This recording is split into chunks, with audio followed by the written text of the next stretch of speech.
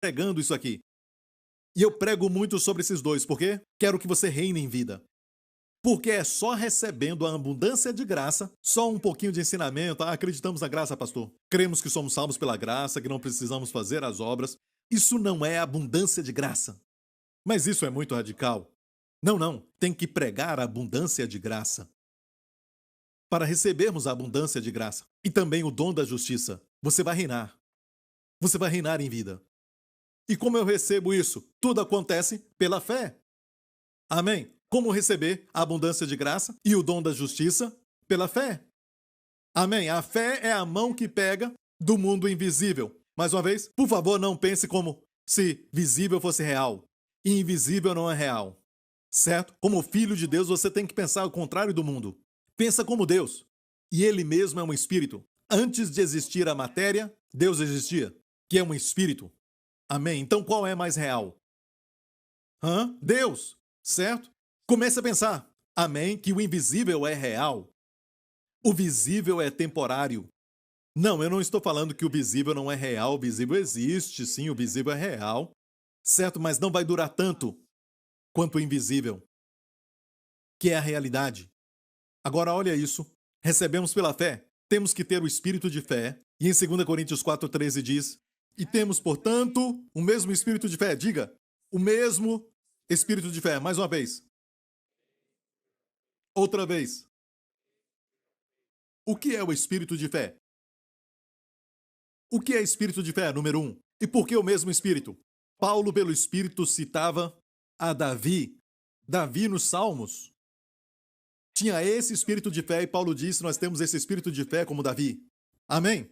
De fato, Davi foi um pastor jovem que derrotou Golias e antes de Golias ser derrotado, parecia ser grande, e ele era grande, parecia ser muito alto, e ele era muito alto, parecia ser muito forte, e ele era muito forte, e todos os sentimentos que Davi tinha no natural ficaram impressionados. Amém? Mas Davi não foi guiado pelo que ele viu, não foi guiado por sentimentos, mas pela fé.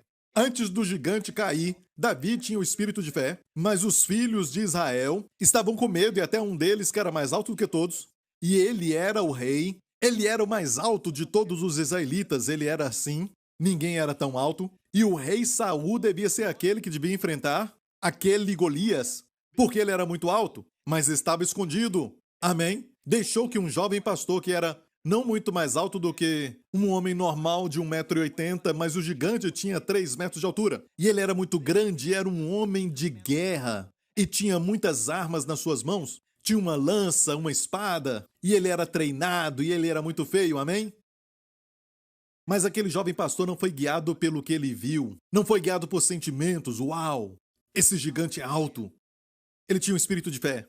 E olha o que ele disse. Falando para o gigante. Ele disse: hoje, o Senhor vai te entregar nas minhas mãos.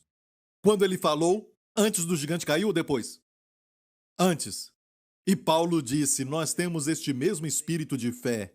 E como esse espírito de fé opera? Como está escrito, criei e por isso falei. Nós cremos também, por isso também falamos. Olha para mim, é muito simples. O espírito de fé age assim. Eu creio, então eu falo. Amém? Criei, por isso falei. Fomos feitos à imagem de Deus. Deus age assim. Quando Deus viu as trevas em Gênesis 1, o que Deus disse? Haja luz. Deus não, escute, Deus não falou o que ele viu. Ele disse o que ele queria ver. É um segredo para você. Você quer coisas boas na sua vida? Você quer as bênçãos de Deus sobre a sua vida? Você tem que crer primeiro. E como liberar isso? Falando. O espírito de fé tem esses dois ingredientes: crer e depois falar. Mas as pessoas fazem assim. Nós vamos sair de férias e eu sei muito bem o que vai acontecer conosco. Uma das crianças vai ficar doente. É sempre assim. Sabe? Ou então alguma coisa boa acontece e você fica dizendo: isso é muito bom para ser verdade. Algo vai acontecer e eu não vou ser o escolhido para essa promoção, seja o que for. Tem sempre algo ruim para dizer, sabe por quê? Porque você crê de coração. Você crê no coração e depois você fala aquilo. Você crê e depois fala, e depois você vê. E aí você vê e crê ainda mais, E aí você fala porque você creu. E porque você fala, você vê. Imagina se Deus olhasse para as trevas e ele viu trevas no começo e dissesse: "Ah, muitas trevas".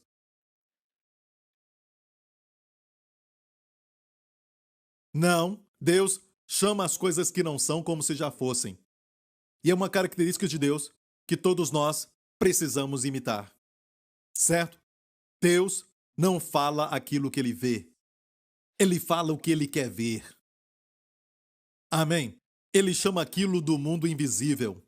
Aquilo existe no invisível, mas ele chama para o visível. Ele chama aquilo que é intangível. Nós pensamos que a fé é assim, sabe? Eu todo dia estou ficando cada vez melhor e você pode fazer isso se estiver com câncer, mas você vai descobrir que aquilo não vai adiantar. Não é? Só faz você ficar um pouquinho alegre, só isso. Não estou falando de pensamento positivo, nem de confissão positiva. Não, não, não. Eu estou falando do poder de Deus, do espírito de fé. Isso tem a ver com um Deus eterno e como ele opera. Você está ouvindo? Certo? Como funciona? Escute bem isso. Você pode orar muito todos os dias, se consagrar bastante a Deus. Você pode estar sempre, sabe, com toda a força obedecendo a Deus e ainda assim não ver as bênçãos na sua vida. Você não vê nada de bom acontecendo. Por quê? Porque você está crendo de forma errada e você confessa isso com sua boca. Amém? Sabe por que as pessoas gostam de reclamar? Porque estão crendo de forma errada. Pessoas assim, até quando saem de férias, e ele está dirigindo seu carro e paga o pedágio e está passando por lugares maravilhosos, aquele sol maravilhoso do outono, as folhas caindo em todo lugar, ou então na época da primavera, as flores nascendo, é tão lindo. A esposa diz: "Olha que lindo". Ele diz: "Eu não acredito o quanto custa hoje em dia esses pedágios, sabe? É muito dinheiro". A mente dele está fixa naquele preço do pedágio. Ele não desfruta, e o fato é que está tudo lá dentro, na crença. Amém? Ele não crê que Deus pode dar dinheiro para o pedágio e dar dinheiro para muito mais, e então desfrutar da natureza que Deus criou, mas a sua mente está presa naquele fato. É como essa igreja. Essa igreja onde estamos. Sabe quantos gostariam de ter um prédio assim? E você está aqui, e o que faz? Eu acho que está muito claro. Está muito frio. Não é? Você fica pensando em algo porque o seu sistema de crença não consegue crer que Deus vai te abençoar e aquilo que não está funcionando devidamente, Deus então vai consertar, sabe? E essas pessoas são famosas por verem derrotas em meio a tantas vitórias. Foi isso mesmo que eu falei. Não é? Ah, eu acho que nada acontece comigo, eu não tenho muita sorte. Se há algo bom, não vai acontecer. Sabe de uma coisa? Você está certo. E depois que algo bom não acontece, não consegue a promoção, não consegue aquela benção, vai dizer: "Viu? Eu sabia disso, acho que são profetas". Não é? Pessoas assim não são felizes e, até num lugar bom, vão encontrar defeito, está muito quente. Não temos as 4 estações, hey, nós temos todos os tipos de comida aqui, olha. Isso não é melhor? Se quiser, você viaje para onde tem as 4 estações, amém? Mas aqui tem comida da boa.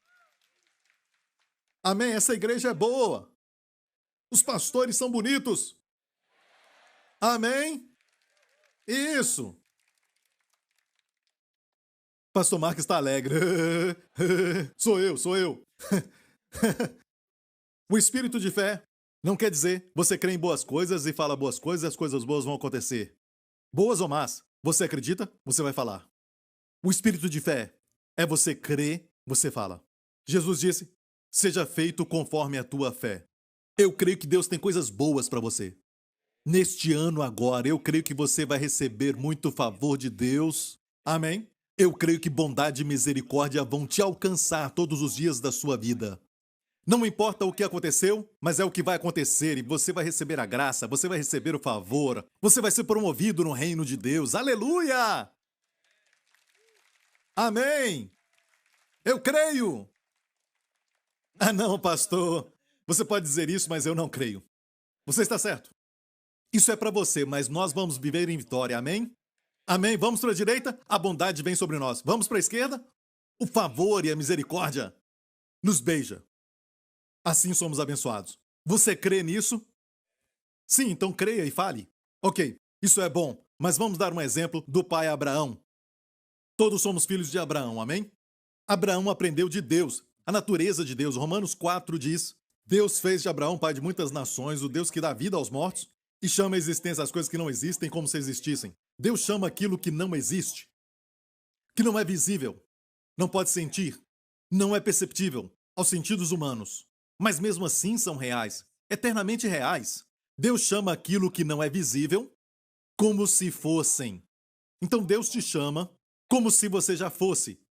Então Abraão, com quase 100 anos de idade, não tinha tido ainda o seu filho com a esposa Sara. Sara tinha 90 anos de idade. Amém? Ela era estéril. Até mesmo quando Sara era nova, quando ela tinha idade para ter filho, com 20 ou 30 anos de idade, ela não era capaz de conceber. Agora, com 90, mais difícil, certo? Ela já tinha passado a menopausa. Por que será que chamam menopausa? Tinha que ser pausa para mulher, certo? Pensou nisso? Pausa para mulher? Não menopausa? Eu acho que é porque as mulheres não param. As mulheres não pausam. Esquece isso. Não joguem pedras! Não façam isso! Ok. Cadê sua esposa, pastor? Em algum lugar aí. Agora olha isso. Olha o que Deus faz. Ressuscita os mortos. Lázaro, sai para fora! Deus é o único que pode ressuscitar mortos. Deus ressuscita os mortos. E agora mesmo, em nome de Jesus, eu creio que Ele vai ressuscitar as partes do seu cérebro. Está ressuscitando. O que é isso? Eu não tinha visto antes. É ressurreição, glória a Deus. Amém? Ele ressuscita os mortos e chama a existência aquilo que não é, como se já fosse. Então Abraão e também sua esposa, Sara, eram ambos estéreis e ambos velhos. No natural, nós sabemos disso. Amém? Era real no natural, que é temporário. E Deus chama a existência o que não é. Eles são jovens. Eles são frutíferos. Amém? São abençoados. São pais de muitas nações. Olha o que diz aqui. Contra toda esperança. E Deus disse a Abraão: eu o constituí pai de muitas nações. Sabe o que Deus fez? Ele mudou o seu nome. Seu nome era Abrão. Em hebraico, Abram, que é pai alto ou pai exaltado. Deus tirou do seu nome o rei, Yud-Rei Vav-Rei, e soprou o rei do nome dele no seu nome. E Abrão se tornou Abraão. Abraão quer dizer pai de multidões, pai de muitas nações. A Bíblia diz que Deus o constituiu como pai de muitas nações. Agora, nós não conseguimos perceber a importância deste ato de Deus até descobrirmos que chamar alguém de pai de muitas nações quando ele não tinha nenhum filho com sua esposa Sara, isso é chamar a existência o que não é como se já fosse. Muitos crentes têm medo de fazer isso porque falam que vão estar mentindo. Você não está mentindo se você chamar a existência o que Deus falou que já é realidade na sua vida. Como você mentiu se você falou o que Deus está falando? Deus vê mais longe do que qualquer um. Deus vê bem mais na frente, se podemos dizer assim, do que qualquer pessoa. E muitas vezes, se formos pelos olhos, muitas crianças até afogam na piscina porque parece rasa. Seus olhos podem te enganar. Não é? Tem imagens que vemos às vezes que parece que está se movendo, mas não estão movendo. Ou parece que estão tortas, mas estão retas. Os olhos podem enganar. Mas Deus nunca vai te enganar. Se Deus disse, esta é a minha palavra, Abraão, eu te constituí, está no passado, eu te constituí como pai de muitas nações. Deus vê a eternidade agora. E Deus já podia vê-lo como homem, um pai de muitas nações, quando ele ainda não tinha um filho com Sara. Deus mudou sua maneira de falar. O seu falar diário, e ele disse, agora você não se chama Abrão, mas Abraão, pai de muitas nações. Imagine, ele está lá no campo, e a esposa, com 90 anos de idade, o chama. Pai de muitos! Pai de muitos! A janta está pronta! Certo? E os vizinhos diziam, Sara ficou doida. Eu acho que eles querem tanto um filho que ficaram loucos. O mundo vai falar isso de você. Quando você anda no espírito de fé e fala o que você crê, Você já falou para alguém que não é da igreja, que você é um crente, Jesus é o seu Senhor? Algo lindo acontece quando você faz isso. Amém? Cristianismo é sobre confissão. Ele é o sacerdote da nossa confissão. Está me ouvindo? Você já falou para alguém quando orou por você para ser curado? Fui curado. Pelas feridas de Jesus, eu sou presente, curado. Mas não parece, mas sou curado. Você não parece estar curado, mas fui curado. Amém? Chamar à existência aquilo que não é como se já fosse. Como Deus. Quanto mais eles chamavam um ao outro, o seu nome era princesa, como princesa de muitos, e ele o pai de muitas nações. Olha o que aconteceu. O filho veio. Certo? Para que o filho viesse, ele tinha que confessar a palavra de Deus para ela. A chamando de princesa, de princesa, de princesa, e ela o chamando de pai de muitos, de pai de muitos. Algo aconteceu nos seus corpos, porque ela já tinha passado a menopausa. A Bíblia diz em Hebreus 11, pela fé, Sara recebeu força para conceber um filho. E não somente isso, mas o fato é que o seu corpo ficou novo de novo. Ela se tornou mais jovem porque a Bíblia nos mostra que um rei a desejou para o seu harém. E aqueles reis eram homens ímpios. Eles não estavam pensando na beleza interior, ela parece uma ameixa. Mas eu estou vendo a sua beleza interior. Sim, eu quero essa beleza no meu harém. Não, não. Esses reis olhavam de forma natural. Ele olhou para ela e viu uma mulher linda com 90 anos. A fé mudou toda a sua aparência, o seu corpo. Amém? Deus reverteu a menopausa no seu corpo, tudo que tinha parado, e fez que tudo funcionasse de novo. Amém? Voltou a ser jovem. Amém? Renovou a sua mocidade de novo. Aleluia. Há uma promessa assim. Deus vai renovar a sua mocidade. Amém? A sua carne vai ser como de uma criança. E Deus vai renovar a sua mocidade. Eu peço isso para você em nome de Jesus. Então, contra a esperança. Sem esperança, mas creu na esperança. Tornando-se assim pai de muitas nações. Como foi dito a seu respeito, assim será a tua descendência. E se você acha que isso aqui é só sobre cura, não é. É, na verdade, a fé pela justiça. Vamos ver. Sem se enfraquecer na fé, reconheceu que seu corpo já estava sem vitalidade. Sem se enfraquecer na fé, reconheceu que seu corpo já estava sem vitalidade, pois já contava cerca de 100 anos de idade. E que também o ventre de Sara já estava sem vitalidade. Então ele não disse, o ventre de Sara não está velho, e não disse, meu corpo não tem 100 anos de idade. Não.